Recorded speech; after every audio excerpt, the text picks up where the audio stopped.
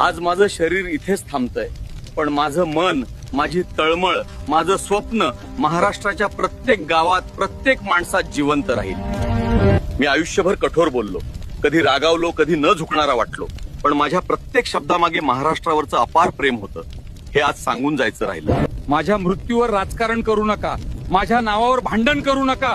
फक्त महाराष्ट्राला एक ठेवा, माणुसकी जपा. हेच माझं शेवटचं मागणं आहे. आज मी निघतोय, पण अभिमानानं निघतोय, कारण मला महाराष्ट्र मिळाला. जय महाराष्ट्र.